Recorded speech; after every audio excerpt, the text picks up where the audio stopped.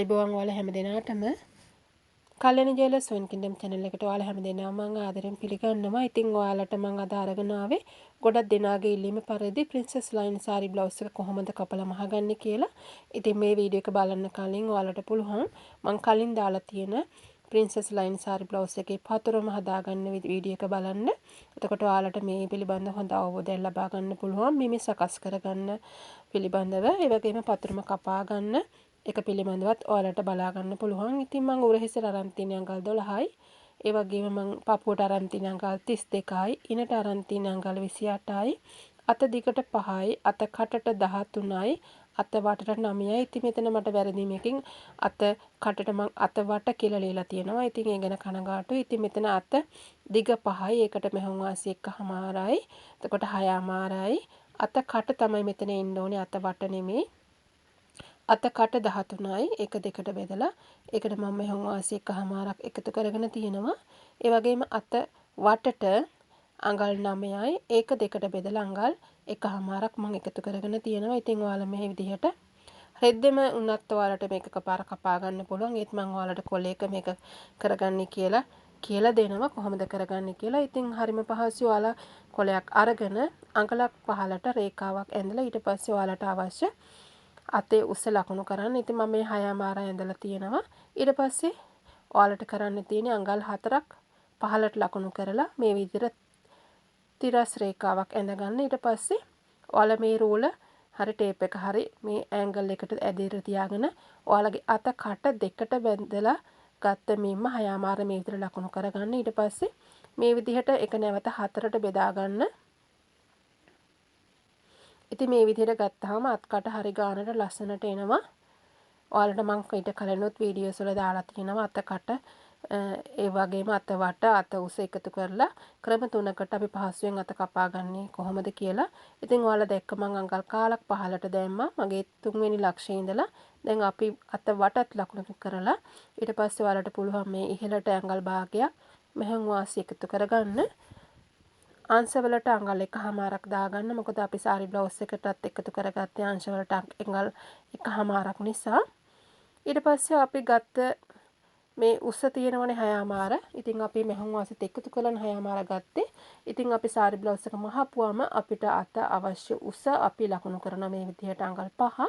ඊට පස්සේ අපි මේ විදිහට හැඩ කරගන්නවා. ඉතින් ඔයාලට මේක කෙලින් උනත් ගන්න පුළුවන්. මෙහුම් වාසිත් එක්කම එකතු කරලා. ඉතින් මේ විදිහට ඇඳහම අත පොඩ්ඩක් කර්ව් එකට ලස්සනට එනවා. අපි මේකට පයිපින් එකකුත් අල්ලන නිසා මේ අත ගොඩක් ලස්සනයි මේ බ්ලවුස් එකට. ඉතින් ඔයාලා කරලා බලන්න පොඩ්ඩක් වෙනස් අතක්. දැන් ඔයාලා මේක කපාගෙන ඔයාලගේ අනිත් පැත්තෙන් අඟල් කාලක් තව ගැඹුරට කපාගෙන ඉදිරිපස ඉතිරලා ලියා ගන්න. ඉතින් මේ විදිහට කට් මාක් එකක් දාගෙන මම නැවතත් ඔයාලට මේක පෙන්නනවා. මේක කපා ගන්න මේ විදිහට කපලා මෙන්න මෙතනින් කට් මාක් එකක් දාගන්න. ඔයාලට මතකනේ අපි කාලක් පහලට දැම්මා. ඊට පස්සේ මේක හරවලා නැවත අඟල් කාලක් පහලට ලකුණු කරලා මේක කපලා ඉවත් කරගන්න. ඒ තමයි අපේ ඉදිරිපස අත් කට වෙන්නේ.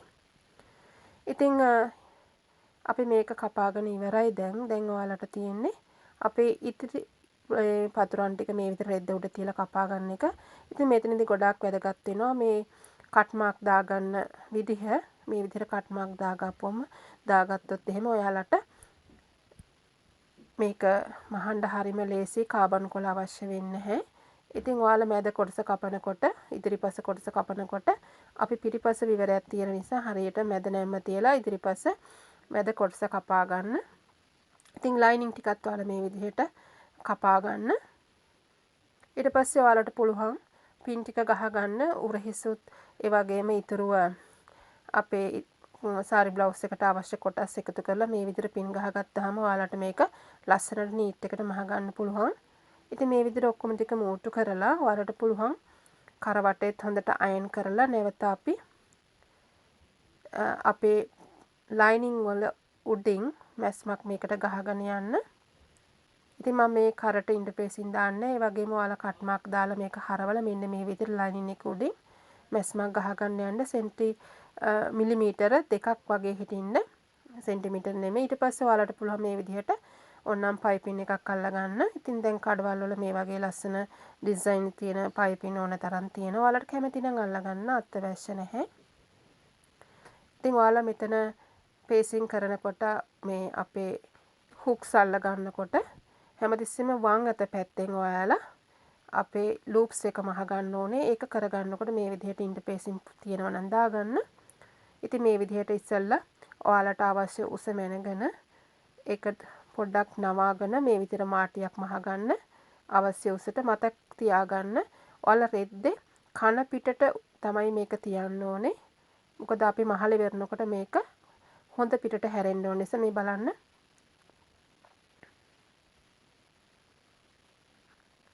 දැන් මම රෙද්දේ කන පිට උඩින් තමයි කන පිටට උඩින් මේ විදිහට කපාගත්ත මේ ෆේසින් කෑල්ල තියලා මෙහෙම මහ ගන්නවා. ඊට පස්සේ මේක අපි නැවත හරවලා පොඩ්ඩක් නමලා මෙන්න මේ විදිහට ඔයාලට ඕන පින් ගහ ගන්න පුළුවන්. මේක අඟල් එකමාරක් වුණත් ප්‍රශ්නයක් නැහැ. ඔයාලට පුළුවන් මේ පොඩ්ඩක් මේ විදිහට කපලා අයින් කරගන්න. එතකොට මේ අනවශ්‍ය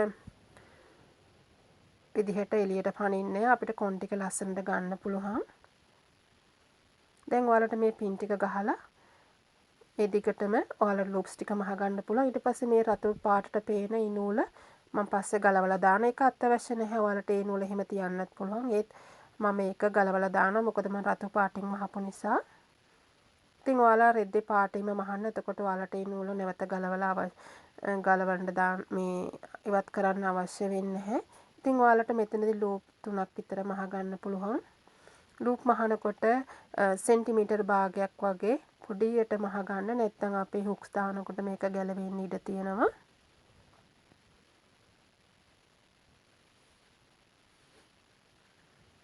ඉතින් ඔයාලා මතකයිනේ වම් අත පැත්තෙන් තමයි මේ වගේ ලූප්ස් ටික මහ ගන්න ඕනේ. ඊට පස්සේ දකුණු අත පැත්තේ තියෙන එකට අපිට වෙනම රෙදි කෑල්ලක් නමලා මහලා අපි මේ පැත්තෙන් තමයි අපේ හුක්ස් ටික අල්ලගන්නේ.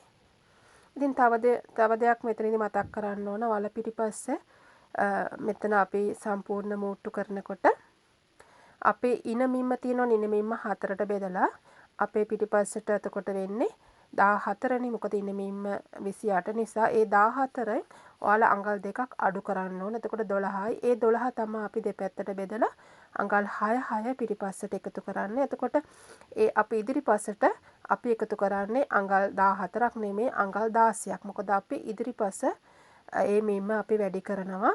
තව අඟල් දෙකක් එකතු කරලා. මොකද පිටිපස්සට අපි ඩාට් දාන්න නැති නිසා. ඉතින් ගොඩක් අය මගෙන් අහලා තියෙනවා මම ඩාට් දාන්න නැති ඇයි කියලා. ඉතින් ගොඩක් වෙලාවට ඩාට් දාන්න අත්‍යවශ්‍ය නැහැ. අපිට පුළුවන් ඒ විදිහට හැඩ කරගන්න.